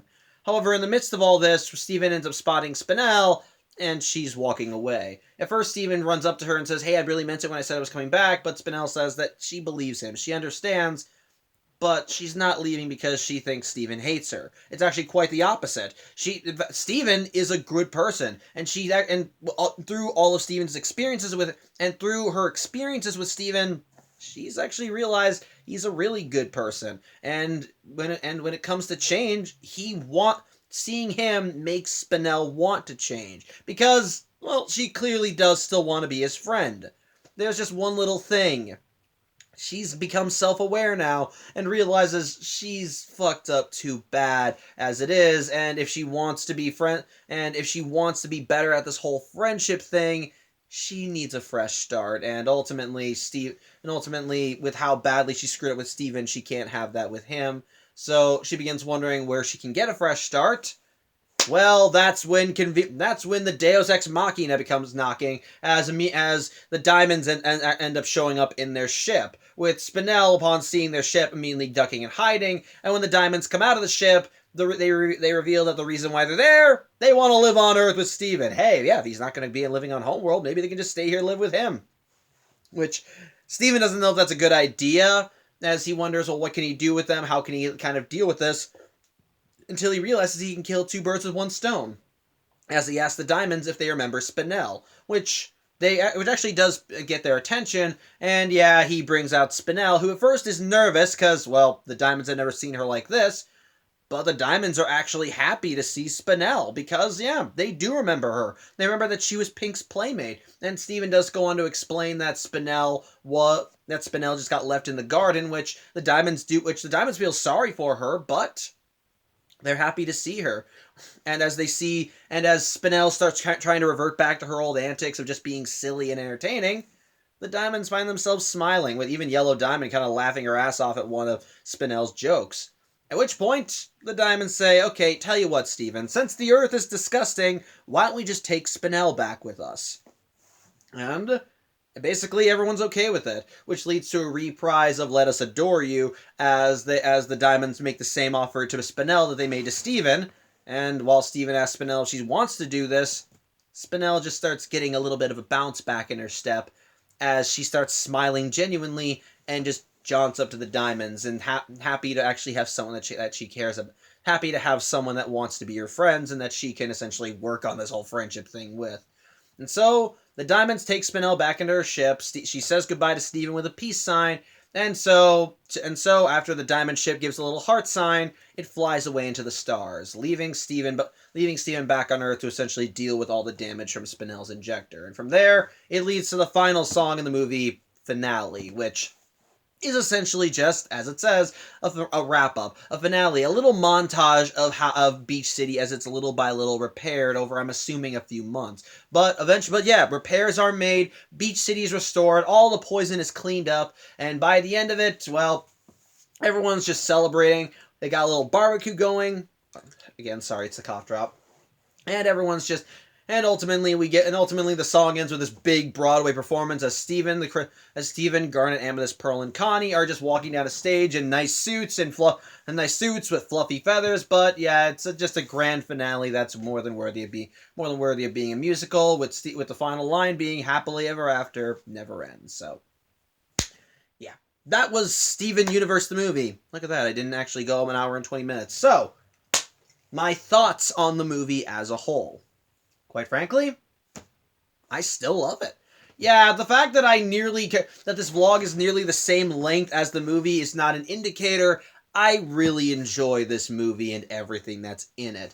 Because ultimately, it's just a fun time. And everything that I think you would want in a Steven Universe movie is what you'll get in this movie. As the film itself is full of so many emotional moments, so many fun times, so many great songs with great animation, great action, great character interactions, and it all just kind of comes together and makes for a wonderful experience that, even now, I'm happy to continually return to. But, of course, that's just all broad terms of handling all this. What exactly makes the film work, in my opinion? Well, for starters, let's get to the villain of the movie, Spinell. And as I said before, I love Spinell. She is not only my favorite character in the movie, but also my favorite villain in Steven Universe, period.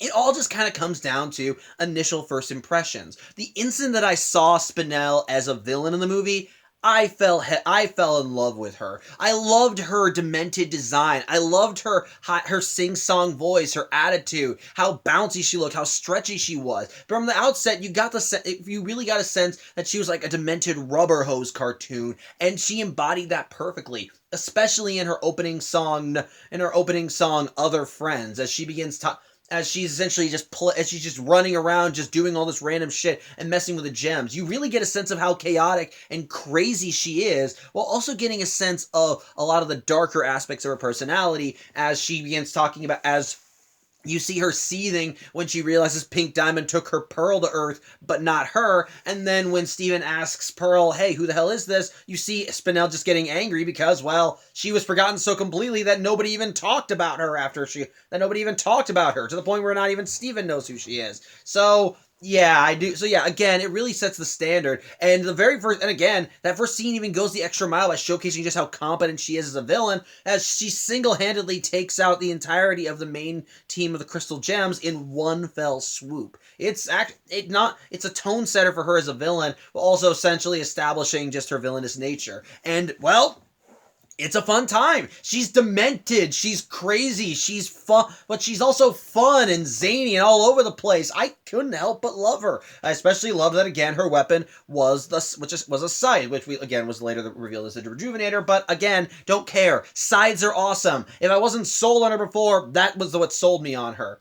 But what makes it even better for her is that when you learn who she is as a character, because since she was struck by the Rejuvenator as well, she got reset back to square one like the other Crystal Gems. And yeah, the instant you see her in her original form, for one thing, she's fucking adorable. Literally every single scene we see of Spinel in her original state is just her being bouncy and friendly and super excitable and wanting to be included and trying to be hanging out with Steven, trying to make him happy, lighten the mood in any way she can. And it's precious. She's just precious. I loved her as a villain, but I love her even more as this adorable little fluff ball, because you just see her being so innocent and happy and naive, and no matter how bad the situation is, she's just trying to bring smiles to Steven. She's just trying to bring smiles to people's faces, or more specifically Steven's face, but you get my point. It's just super nice and sweet, and even throughout all this, she clearly is trying to help out in her own way, as it was her that introduced the idea of,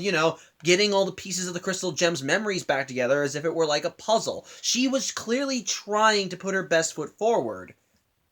But what makes this even better is that when you see Spinel's original state, it makes you begin asking questions about Spinel herself. Because the thing is, if this is how she started out, then what led her to becoming what we saw when she arrived on Earth? And as a result, you know that whatever her backstory is, it must be something traumatic. And it was clearly something so traumatic that even when she was reset, it was essentially hardwired into her brain. As when Steven tried to ditch her to look for Amethyst, she adamantly refused, to the point where she actually got venomous about Steven leaving without her. It was a hint at what was to come. And the more you learn about Spinel, well, the more you learn about Spinel, the more you start kind of seeing that twisted underbelly of what made her what she is. And yes, it is tragic, as essentially the person that she considered her best friend, in this case Pink Diamond, just up and abandoned her and lied to her, telling her, just stay in this spot just stay in the spot right here, and I'll come back, and I'll eventually come back. And Spinel happily did it, because it's what Pink Diamond wanted. Pink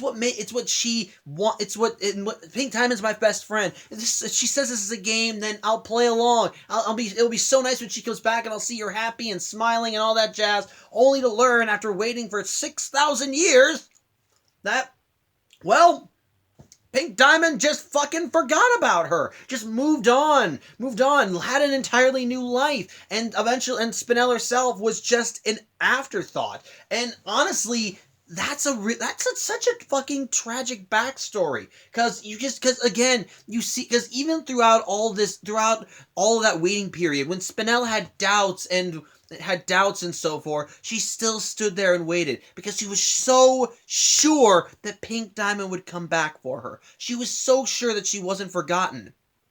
only to learn that at the end of the day, she was just she didn't even rate a footnote in the story. And I love the scene when she's flashbacking to the moment when she learns the truth, because you can actually feel her heart breaking when she learns it, and it looks fucking painful. Like, it's just sad, and I love it. I love it. Love it. And it just makes you want to, be there for her. Give her a hug, for God's sake. Y'all know she needs one.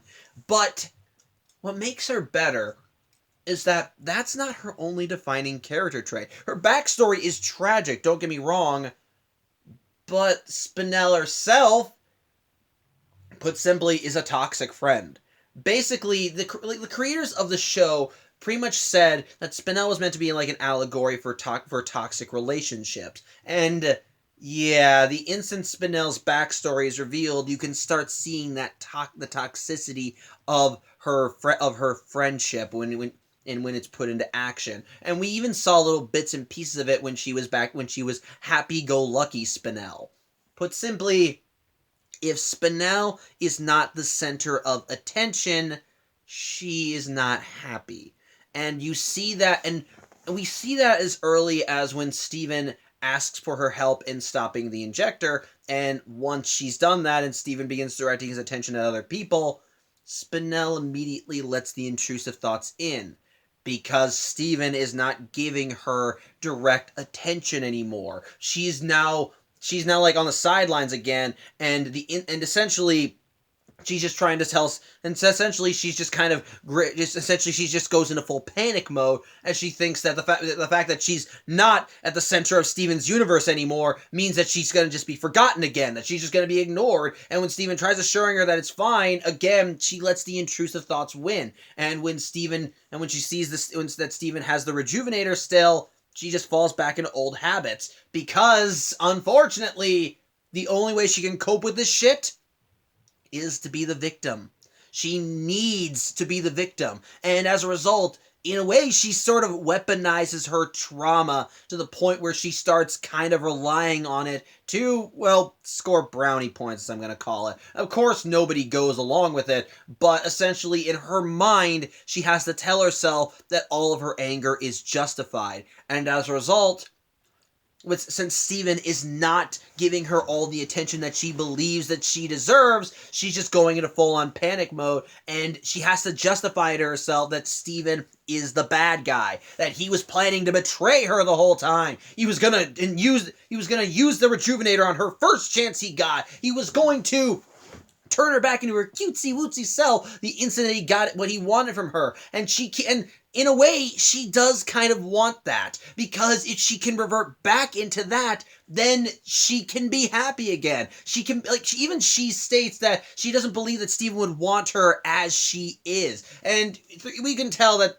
Spinel is not exactly happy with what she became after she learned that Pink Diamond just outright abandoned her.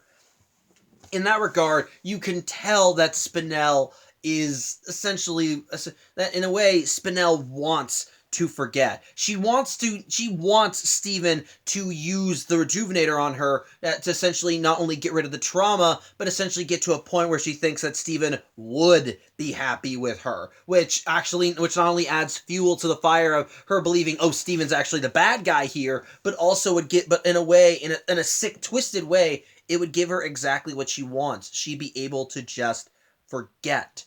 And the fact that Steven does not align with that preconception does start getting to Spinel. Because if Steven was not planning to do that at all, then that means she was wrong. And like all toxic individuals, the instant there's any proof that they may be proven wrong, well, she doubles down. She immediately goes on the offensive, and she continues trying to villainize Steven, justify her anger, justify this victim mentality by saying, well, he was going to hurt me, so I hurt him first. It was justified. I had to do what I did. But throughout the entire third act of the movie, Steven keeps pushing and keeps trying to talk with her, and basically, the more he disproves Spinell's preconceptions, the angrier she gets, because this is ultimately showcasing to her that she's in the wrong for attacking this kid and assuming the things she did about him. And by the end, when Steven is still trying to talk to her and says, "You're right, I can't change your mind, only you can do that," it just gets to her. And basically, throughout the entire third act of the movie, it's not Steven that Spinell is fighting with. Well, I speak emotionally. Physically, they were genuinely fighting. But, like, emotional wise, Spinell was actually fighting herself because she did not want to believe that she was anything but the victim in this situation. And with Steven continually disproving what she thought and continually trying to talk to her and actually treat her with some modicum of respect, well, it gets to her. And so as she continues throwing excuse after excuse about how Steven is bad, how he doesn't understand her, how change of course is easy to him, eventually all of that fades away as Spinell realizes she's the bad guy. That all of this is her fault. At some point, she stopped being the victim and became the tormentor herself. And it all comes to a head with when she talks about how she used to be not good enough for anyone, and now she's not good enough at all, and that at the end of the day, Steven at least liked her, and she quickly realizes she just wants to be his friend. That's all she wants. That's all she ever wanted. She just wanted to be his friend. And ultimately, she has to come to terms with the fact that it's not Steven that made her this way. Pink Diamond kind of helped move her along, but every decision that she made ever since has been her decision. She is the toxic individual. She is the malefactor in all of this. And essentially, once she finally begins accepting that, that's when she actually starts moving on and becoming a better person.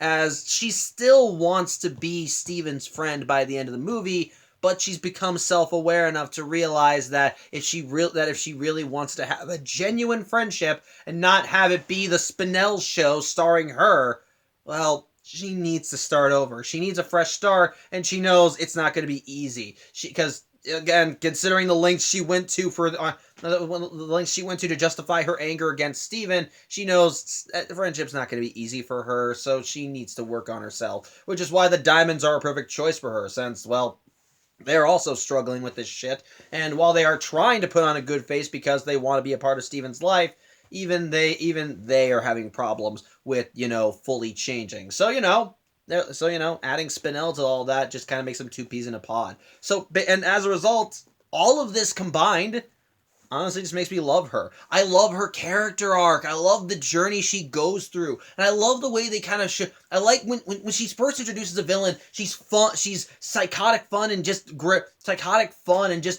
joy to watch. When she's reverted to her cutesy wootsy self, she's adorable and nice, and every single moment she's on screen, I'm just smiling, even if she's being annoying. And likewise, when you learn her backstory and see the lengths she goes to, and see the toxic side of her personality coming out more in full bloom, it makes it even more scary, because essentially you realize just how much of an erratic personality she truly is, and that in the end of the day, the only person that can really stop her is herself. And ultimately herself is the last person that she wants to listen to, considering how she's essentially at war with herself over whether she's the victim or not. And again, I love that. It's great stuff, and I love how she eventually ends up. Because she is one of those villains that you genuinely do want to see her get better. Like I said, she was just fun. But on top of that, I do love, good villain aside, that's one major aspect of the movie. Another aspect of the movie is, of course, the writing. I love the central conflict for this movie, as it really does feel like something that's worthy of, well, a Steven Universe movie. Since this film takes place 2 years after the events of Steven Universe the movie, I do like that we're checking back in and seeing how things have developed since all of the corrupted gems have been restored, and Steven has kind of made peace with the diamonds. I used made peace in air quotes there, because it's clear that Steven only tolerates them, which Yeah, I'll get to that when I talk about the flaws in the movie. But point is this: I do at least like that we get to see more of the new status quo in this one, and I like to see how things have been developing since the corrupted gems have been restored. But what I do enjoy about this finale, what I do enjoy about this is that essentially by having the gems get reset back to their factory settings, as I'm going to call them, it allows us to kind of reflect on the journeys that each individual crystal gem has gone through. And I'm not just talking about Garnet, Amethyst, and Pearl. I'm talking about Steven himself. Even as throughout this whole movie, because throughout this whole movie, we see the gems as they were in the beginning, and ultimately the only way to restore them to what they were is by trying to recreate the experiences that made them the gems that we know for at the end, the gems that we know at the end of the original Steven Universe series. And I love the process that we have as Steven and co try recreating it, as ultimately in attempting to reclaim those memories, we get some genuinely sweet and nice moments between Steven and the gems. I like it when I like the song, but no matter what, with Steven and Amethyst, as Steven tries bringing out all the good times that he and Amethyst have had together, all the fun they used to have, all the games they used to play, all the experiences they shared together. And what I love about that is that essentially he's showcasing to Amethyst what she's earned, because like Amethyst, like we see when Amethyst here, she's a blank slate, which makes sense why she would be a blank slate. After all, Amethyst even admitted that when she came out of the earth, she had no idea what she was supposed to be. And when she arrived in the kindergarten, it was empty, abandoned. Nobody was there.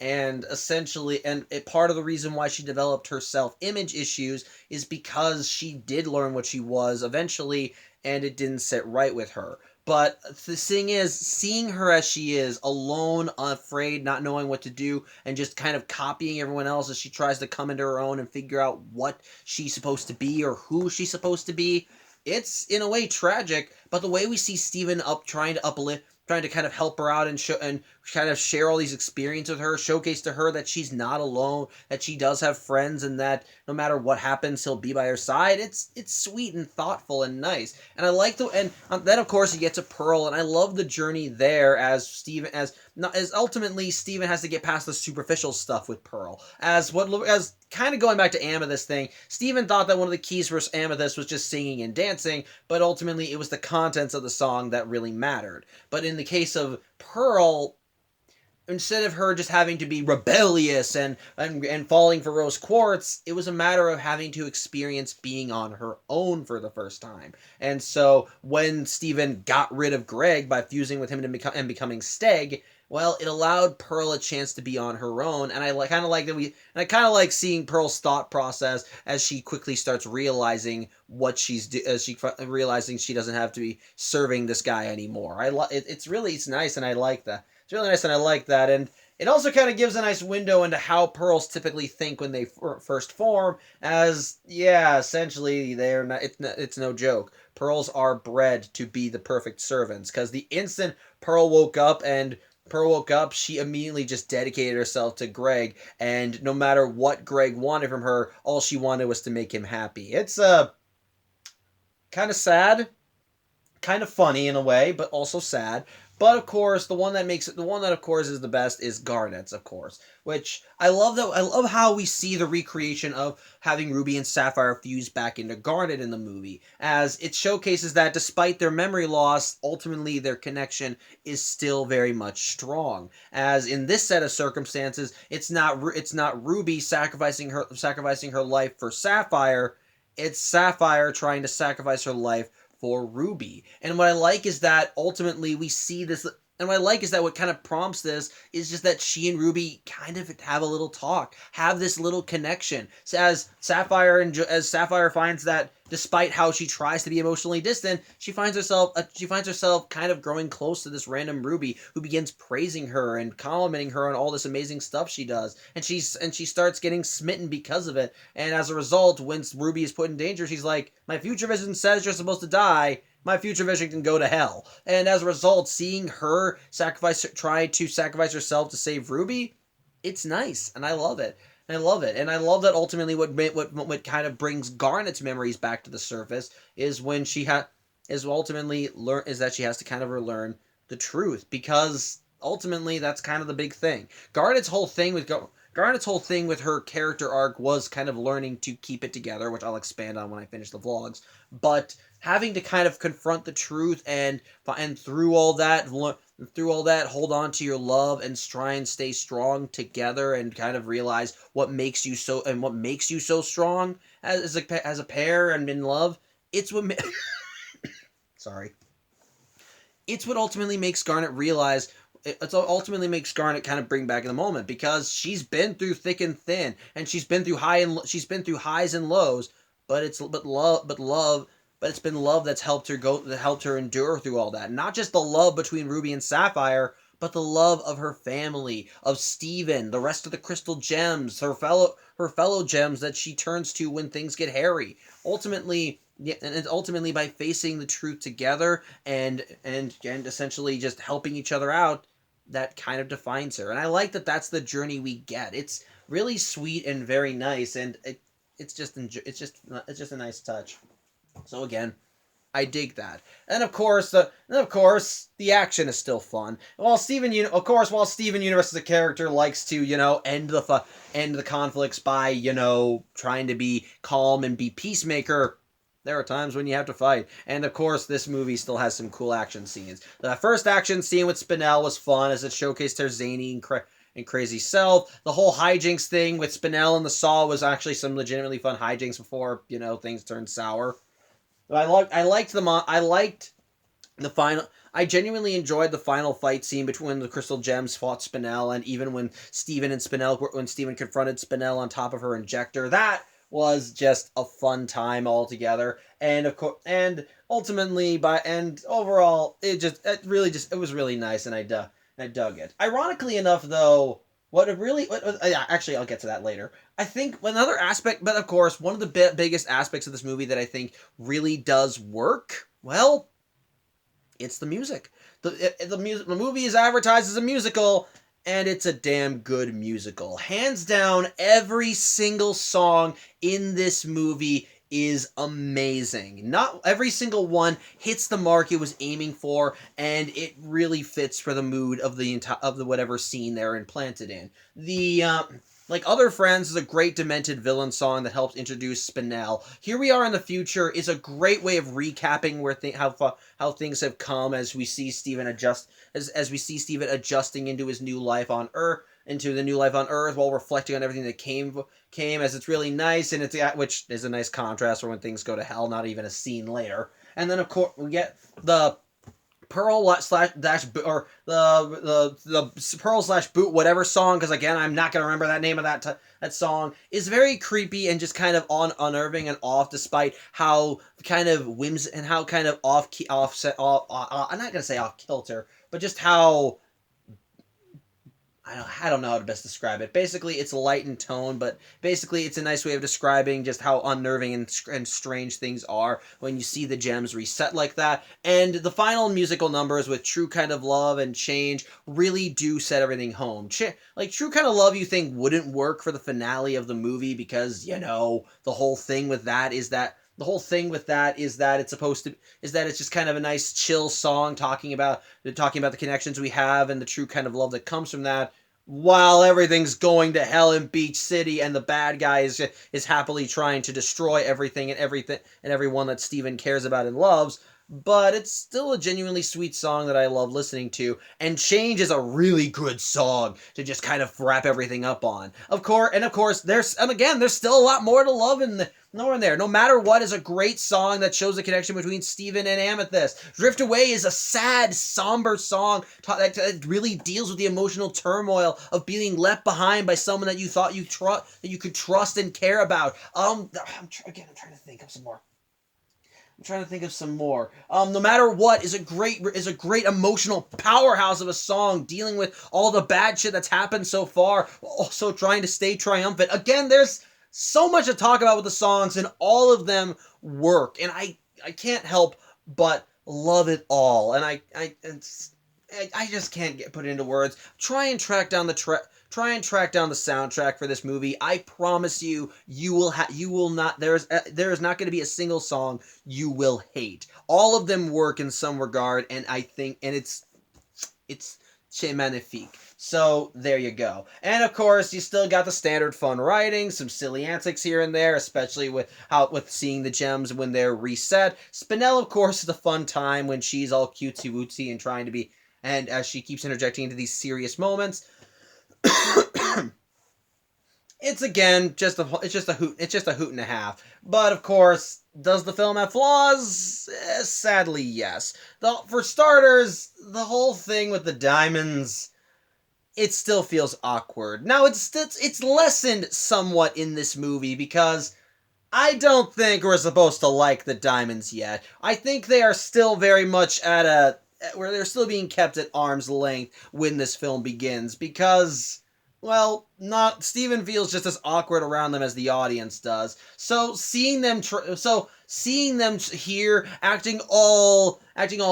trying to act all nice and sweet, even though not only in the last series they were these megalomaniacal monsters who colonized planets, it's off-putting to say the least. And before anyone tries bringing up how, well, they weren't as bad as you think they were, look, I'm not going to say they were Space Hitler. I'm not going to go as far as other people have said when it comes to the diamonds. I do not see them as the equivalent of Space Hitlers. But they were still pretty fucking bad, and they still did a lot of horrific shit. So it's kind of awkward to see them in this position. I applaud them for trying to change and be better, and I like that we learned that in the 2-year gap between this movie and the original series, Steven was working alongside them to just kind of little by little dismantle the Gem Empire and make things better for the galaxy. But it doesn't make them acting sweet any less awkward and weird. And every time they appear on screen, I kind of cringe a little. And as a result, it doesn't really feel it just feels weird to say the least. Now, to be fair, again, that was probably what the crew was going what the Crewniverse was going for when they had the diamonds appear. It worked a little too well in my opinion. And sadly kind of going in that same vein, I do need to trash the third act of the movie. I feel it was a little unnecessary. I'm not going to say, here's the thing. I'm not going to trash on Spinell's character. Because like I said, I understand where they were going for. Partially because it was explained to me, but also partially because you can see it when you really look into the movie. I do, they are showcasing that, well, Spinell was hurt badly and she does deserve to have friends who treat her with respect. By that same token, she needs to give respect back to them. As at the end of the day, she is a toxic personality that does need to learn to essentially not learn that she's not the center of everybody's universe. But with that being said, having her immediately go back to being evil after she just made amends with Steven, it feels unnecessary, and it feels like it was there to pad out the movie and get an extra 20 minutes out of it, everything. So while I do like some of the stuff that happens in the third act, I also will go on record and say it was maybe a little bit unnecessary. I feel like that we could have had more to it. So yeah, there you go. I do find that to be kind of a flaw, but again, and I'm gonna just add this as a supplementary flaw. I guess if you want to really get into it, while this is titled Steven Universe the Movie, it's still mostly a musical. Again, I'm calling it a supplementary flaw because in my eyes, it's still a movie, and Steven Universe as a show was kind of a musical. They had songs in sporadic episodes, and even the Mr. Greg episode was just a full-on musical. So having the movie be a musical is honestly pretty nice. But again, for some people, they may find it a little distracting to have it be a musical rather than just a full-on movie with the occasional songs thrown in. So, again, it's not a problem for me, but for some people it may be an issue. So, again, supplementary flaw. I'm not going to consider it. For me, it's not a problem, but for some other people it might. So, I don't know. But with that said, though, I guess I have to give another flaw. Maybe, again, there's the whole thing with not calling the diamonds for help because, I don't really see a reason why Steven wouldn't have just called the diamonds for help there. Again, I understand from a plot perspective why he wouldn't call the diamonds for help because, let's be honest here. If the diamonds were involved, they could have ended this whole thing in 5 minutes. But again, it still feels a little weird. But again, otherwise those things don't, all these flaws together though don't ruin the movie for me. While the stuff with the diamonds is minimal at best, the third act, while unnecessary, does still have a lot of interesting stuff in it, and I still find it to be musical, and I can forgive the whole not calling the diamonds thing, because again, you kind of need a movie and you kind of need to be interesting. But which on top of that, and I forgot to mention this at all, and I apologize in advance for that, but another thing I do like is, just as the whole story arc with restoring the gems memories was also kind of a reflection on how far they've come, I like seeing Steven's journey throughout this movie as well. As, like Steven said himself, he was kind of hung up on the fact that all the fighting is over. The galaxy is at peace now. Sorry, Shindy came in. And so, and as a result, Steven is desperately trying to just hold on to his happily ever after, as he just wants the fighting to stop so he can kick back and relax. But ultimately, because he was kind of stuck in position, he was just not really moving any further. But ultimately, it's Steven realizing that it's not just the experiences that change. It's not just the superficial experiences, it's the meaning behind them that kind of help define you. It's what helps Steven kind of get his final piece, as he says, as he realizes that yes, he did live through all this dangerous, horrific shit. He did fight people that wanted to blame him for what his mother did, and he was put in life-threatening situations with powers that he never fully knew if they would work or not. But throughout it all, those experiences helped him. He learned from them, he grew up, and he changed. And I do like that. Again, it works as a great reflection of Steven's character. As throughout the entirety of the Steven Universe show, Steven was always grappling with his own purpose, trying to figure out who he was and where he fit in and so forth, and if he was even worthy of following in the footsteps of Rose Quartz.